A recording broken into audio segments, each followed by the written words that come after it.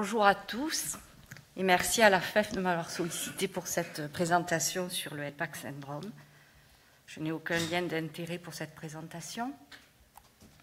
Les objectifs pédagogiques étaient de connaître les critères diagnostiques du HELPAC, de savoir demander les examens utiles pour le diagnostic et de connaître les bases du traitement.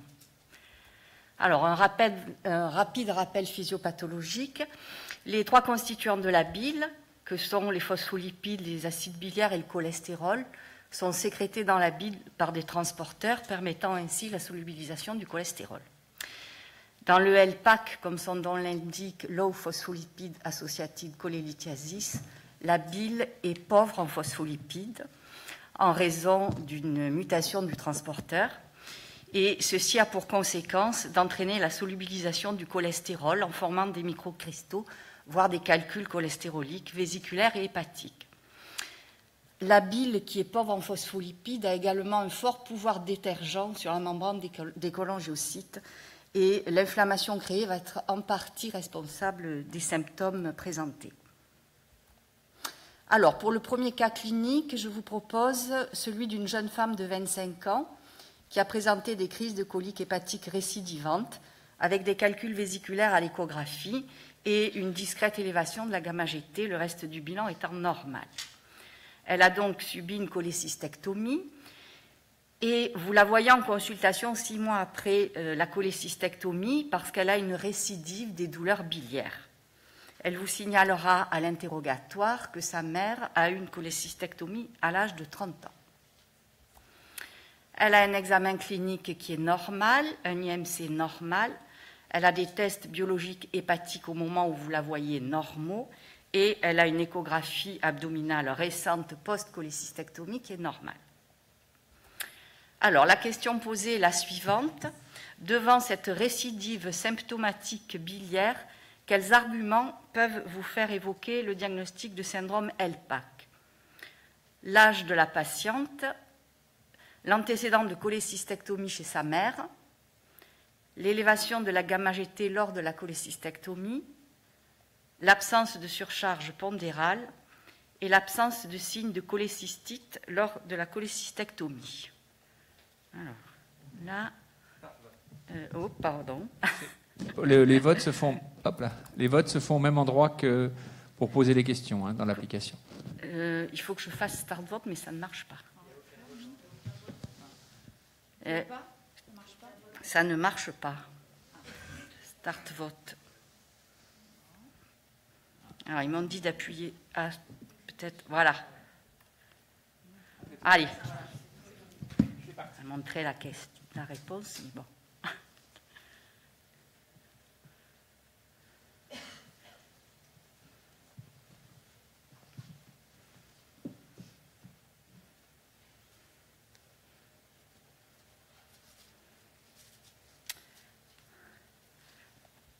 Alors, toutes les réponses étaient bonnes, sauf la réponse numéro 3, l'élévation de la gamma-GT lors de la cholécystectomie. Bon, c'était pas mal. Alors, on va revenir sur les critères diagnostiques. Donc, en 2003, Rose Morduc avait décrit les premiers critères diagnostiques du HELPAC syndrome, qui étaient des symptômes biliaires survenant avant l'âge de 40 ans, qui étaient récurrents après cholécystectomie et les signes radiologiques de la lithiase intrahépatique. Alors, si l'on revient sur l'âge, qui est un critère primordial, il y a 2 études importantes. Dans la cohorte HELPANG de la NGH, qui avait été étudiée 103 patients, on remarquait que 19% des patients porteurs du HELPAC avaient été cholécystectomisés avant l'âge de 20 ans. Alors que cela ne représente que 5% des patients dans la population générale. Dans l'étude de Bertrand Condat, qui s'est intéressé à la prévalence du HELPAC syndrome chez les femmes jeunes qui avaient une lithiase vésiculaire, parmi les femmes chez qui le HELPAC avait été diagnostiqué, 50% d'entre elles avaient eu des premiers symptômes biliaires avant l'âge de 18 ans, alors que ça ne représente que 7% pour la lithiase commune. On connaît la prévalence du HELPAC syndrome chez la femme, environ 3 femmes pour un homme. alors que cette prévalence est à peu près équivalente pour la lithiase commune. Et les estrogènes ont un rôle important. Il y a des antécédents de cholestase gravidique plus fréquents chez les femmes porteurs du LPAC. Et on connaît aussi l'effet inhibiteur des estrogènes sur le transporteur MDR3.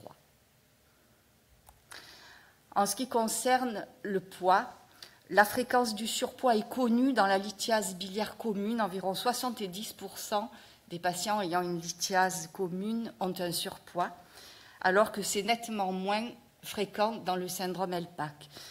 Toujours dans la série de Bertrand Condat, seulement 7% des patients LPAC avaient un surpoids. Et dans une très intéressante série de Catherine Dong et Christophe Corpechot, qui est actuellement en soumission, qui comporte 306 patients LPAC, on avait une fréquence du surpoids un petit peu plus élevée à 30%, mais ça reste toujours inférieur au taux rencontré pour la lithiase commune.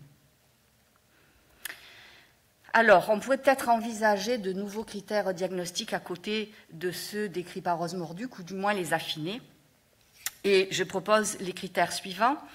On renforce la probabilité diagnostique du syndrome LPAC en baissant l'âge de survenue des symptômes biliaires à 30 ans. Malgré la fréquence de la lithiase vésiculaire, il faut actuellement tenir compte de la rareté de la complication qu'est la cholécystite aiguë. Toujours dans la série de Catherine Dong et Christophe Corpechot, ils avaient un taux de complications à type de cholécystite aiguë seulement de 6%, qui était nettement moins important que les autres complications que sont l'angiocolite ou la pancréatite aiguë. Les signes radiologiques de lithiase intrahépatique restent primordiaux. Les antécédents de cholestase gravidique ne sont pas à négliger, au contraire. Comme dans toute maladie génétique biliaire, les antécédents familiaux sont importants à rechercher au premier degré. Et là aussi, on va renforcer la probabilité diagnostique si on baisse l'âge de survenue des symptômes chez ces apparentés avant 30 ans. Et peut-être prendre en compte la moindre fréquence du surpoids par rapport à la lithiase commune chez les patients ayant le LPAC au moment du diagnostic. Alors, pour le deuxième cas clinique, je vais d'abord remercier Lucie Lucas, que certains auront peut-être reconnu s'ils regardent des séries télévisées. Elle a accepté de jouer le rôle de la deuxième patiente, qui est une jeune femme de 30 ans, enceinte, et qui consulte pour un reflux gastro-œsophagien. Alors, elle a un IMC normal en dehors de la grossesse, elle ne prend aucun traitement, et à l'interrogatoire, parce que vous êtes hépatologue, elle a un reflux, mais vous cherchez quand même dans ses antécédents quelque chose qui vous orienterait, elle vous signale avoir eu une cholécystectomie à l'âge de 25 ans. Ça vous interpelle, et elle vous dit également que 2 ans plus tard, elle a eu une sphinctérotomie pour une lithiase du cholédoque. Elle a eu également une cholestase gravidique 2 ans avant, lors de sa première grossesse. Sa mère a été cholécystectomisée à 38 ans et sa sœur de 22 ans a des calculs vésiculaires non symptomatiques. Elle a fait une échographie abdominale 1 an auparavant, qu'elle ne vous a pas portée, parce qu'elle vous a porté celle de son fœtus. Alors, on remarquera quand même pour cette observation, qui est un cas clinique véridique, que ni le chirurgien viscéral, ni le gynécologue et ni le gastro-entérologue qui lui a fait la sphinctérotomie n'ont à aucun moment donné évoqué le diagnostic. Bon, vous l'évoquez quand même. Et à ce moment-là, quels examens complémentaires demandez-vous? Aucun, parce que finalement, elle vous consulte pour un reflux et ce n'est pas le problème. Vous demandez quand même un bilan biologique hépatique, une deuxième échographie par un radiologue sensibilisé au diagnostic du LPAC ou un scanner après l'accouchement.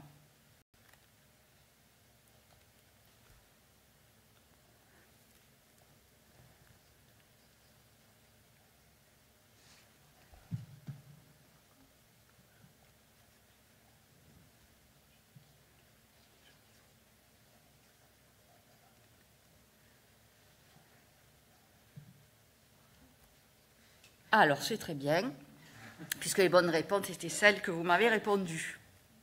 Alors, on va un petit peu revenir sur les arguments de diagnostic du LPAC. Alors, la certitude du syndrome LPAC, c'est la lithiase intrahépatique.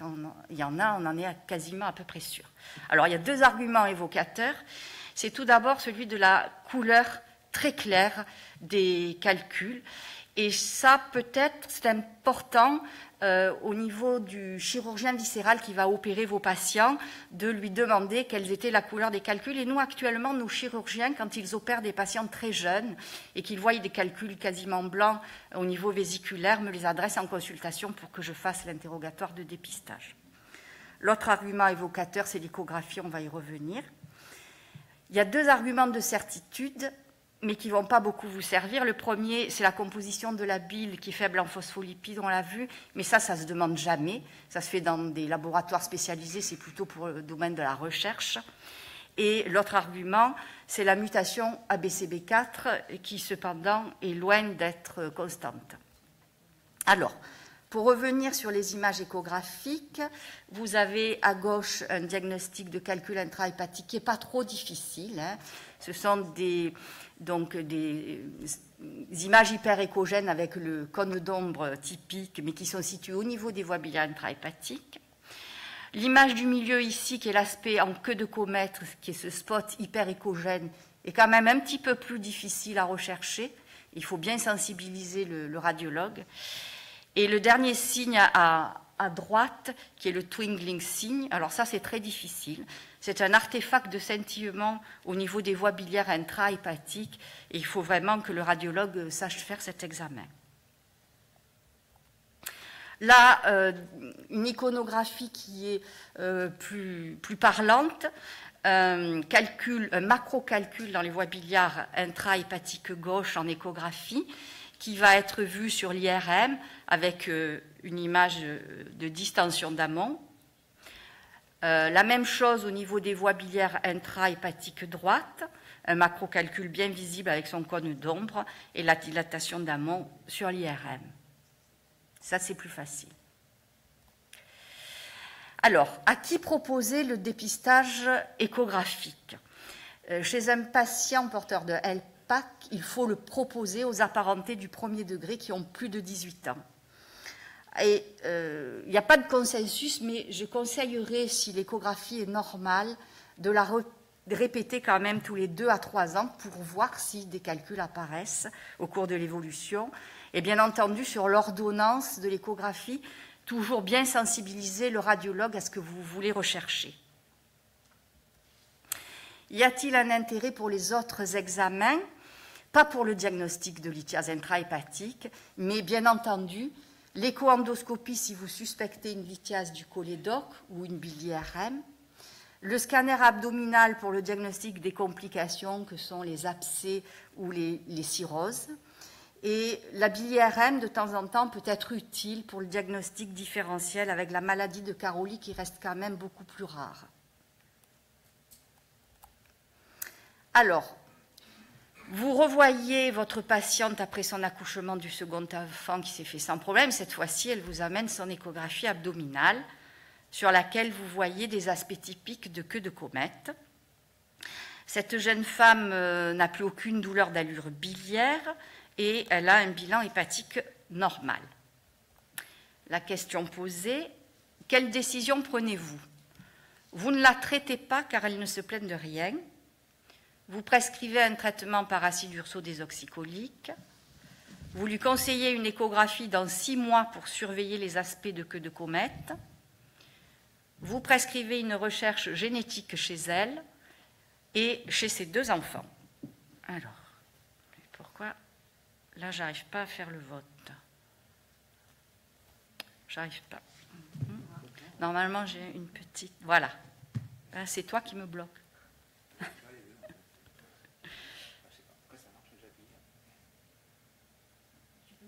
Ça y est, ça y est.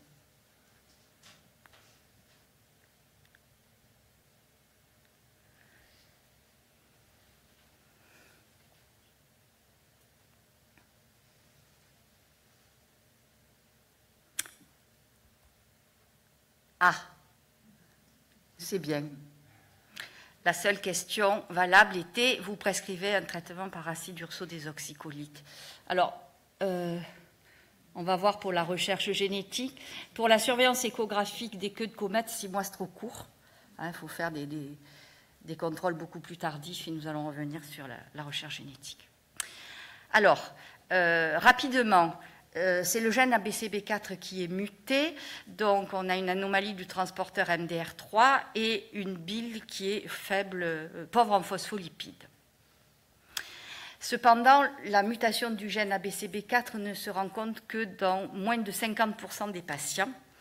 Donc, il va probablement falloir faire d'autres études pour voir si en fait il n'y aurait pas des mutations de régions du gène qui ne sont pas encore explorées et qui sont responsables, ou une mutation du gène promoteur ou d'un autre gène. Quand elle existe, la mutation ABCB4 est de type hétérozygote faux sens le plus souvent. Il faut savoir que c'est un examen dont le coût est très élevé et le délai de réponse est long. Donc, tout ça pour dire que la présence de la mutation n'est absolument pas nécessaire pour poser l'indication thérapeutique. L'acide urso-désoxycholique se donne à la dose de 7 à 10 mg kg jour. Il va permettre une disparition complète des symptômes dans les formes diagnostiquées précocement et une amélioration dans les formes plus avancées. Il y a une récidive à l'arrêt du traitement. Par contre, la diminution des calculs est aléatoire et beaucoup plus lente. Alors, le fait que les symptômes cliniques disparaissent alors que les calculs persistent font suggérer que c'est en fait l'inflammation cholangiocytaire et probablement le rôle des microcristaux du cholestérol qui interviennent dans la symptomatologie. Et c'est ça qui est amélioré par l'acide urso-désoxycholique. On comprend bien que l'acide urso-désoxycholique, dans ces images de macrocalculs, ne va pas forcément permettre aux calculs de disparaître. Les effets secondaires de ce médicament sont rares et mineurs. Alors, le mécanisme d'action de l'acide urso-désoxycholique, c'est d'augmenter l'expression du transporteur MDR3, donc d'augmenter le taux de phospholipides dans la bile, mais également d'augmenter le taux d'acide biliaire hydrophile qui permettrait ainsi une protection de la membrane cholangiolaire, ce que je disais précédemment. Alors, les indications. Quand vous avez des calculs visibles intrahépatiques en échographie, que votre patient soit symptomatique ou pas, il va falloir le traiter. C'est le cas d'ailleurs de notre patiente qui ne se plaignait de rien, mais pour laquelle vous aviez prescrit le traitement. Par contre, si les calculs ne sont pas visibles en échographie faite par un expert et voire recontrôlée, et que votre patient est symptomatique avec d'autres critères de LPAC, ce que je vous propose, mais il n'y a pas de consensus, c'est déjà de faire des contrôles échographiques réguliers, tous les ans par exemple, et de faire un test thérapeutique à l'acide urso-désoxycholique sur plusieurs mois pour voir si les symptômes disparaissent. Alors, les autres traitements, les éthylmides a plus un intérêt théorique, c'est un hypocholestérolémiant qui inhibe l'absorption du cholestérol au niveau intestinal, qui a été proposé sans grand succès dans la lithiase commune, et je pense qu'il n'a aucun intérêt ici. En cas d'hypercholestérolémie, il faut indiquer les statines et non pas les fibrates, qui, eux, augmentent le cholestérol biliaire. Alors, l'acide obéticolique ou ocaliva qui est indiqué dans la cholangite biliaire primitive pose un problème parce que dans une étude récente dans GI Pathology, il a été montré dans cette étude que l'acide obéticolique pouvait être lithogène en augmentant la saturation de la bile en cholestérol et en diminuant les acides biliaires hydrophiles. Donc, il n'est actuellement pas indiqué dans le LPAC syndrome. Les estroprogestatifs, il est plutôt indiqué de les arrêter, surtout s'il y a des symptômes. La cholécystectomie, là on passe donc au traitement non médicamenteux. La cholécystectomie, je le répète, elle n'est pas systématique quand il existe des calculs vésiculaires. Bien entendu, s'il y a une cholécystite aiguë, on la proposera, mais vous avez vu que ça reste rare, 6% des patients dans la série de Catherine donc. Et si les symptômes persistent sous acide urso-désoxycholique, elle sera à discuter. L'endoscopie interventionnelle, c'est une lithiase du cholédoque. L'hépatectomie partielle a été proposée dans les cas de syndrome LPAC localisé avec complications type abcès et la transplantation hépatique dans de rares cas de cirrhose évoluée. Alors, les messages que je voudrais vous faire passer, quels sont les arguments évocateurs, c'est-à-dire qui sont fréquents dans le LPAC et qui sont rares en cas de lithiase commune, si on veut un petit peu les affiner. Je suggère l'apparition de symptômes biliaires avant l'âge de 30 ans, symptômes qui sont améliorés par l'acide urso-désoxycholique qui peut être un test thérapeutique, qui sont récurrents après cholécystectomie, la rareté de la cholécystite aiguë par rapport aux autres complications type pancréatite aiguë ou angiocolite, les signes radiologiques de lithiase intrahépatique qui, bien entendu, sont primordiaux, prendre en compte les antécédents de cholestase gravidique, prendre en compte les antécédents familiaux au premier degré et renforcer la probabilité diagnostique si les parents sont très jeunes, et tenir compte de la moindre fréquence du surpoids au moment du diagnostic par rapport à la lithiase commune. Cette maladie reste toujours sous-estimée par les différents spécialistes, malgré plusieurs FMC. Elle représente quand même 1% des lithiases symptomatiques. Je pense que ce chiffre va être affiné par les études à venir. Les symptômes sont liés à la migration des calculs ou à l'inflammation cholangiocytaire. L'acide urso-désoxycholique est très important dans l'amélioration des symptômes et la prévention des complications. Alors, je voudrais rapidement vous parler d'une large cohorte française observationnelle du LPAC syndrome, cohorte COLPAC, dont l'investigateur principal est Christophe Corpechot, qui va, je l'espère, nous permettre de répondre à plusieurs questions encore en suspens dans cette maladie, d'affiner les génotypes, les phénotypes de cette maladie, et j'espère que les centres vont inclure massivement dans cette cohorte. Et enfin, je voudrais remercier 3 personnes. Tout d'abord, le professeur Serge Erlinger, en qui j'ai beaucoup d'admiration. J'ai beaucoup appris en travaillant avec Serge Erlinger, notamment au niveau des maladies biliaires génétiques. Et j'ai beaucoup travaillé aussi pour cette présentation avec lui et je l'en remercie très vivement. Je vais remercier le professeur Didier Mathieu, qui est mon expert radiologique dans la région du Sud, et j'ai beaucoup de chance, et le professeur Christophe Corpechot pour ses précieux conseils pour cette présentation. Merci.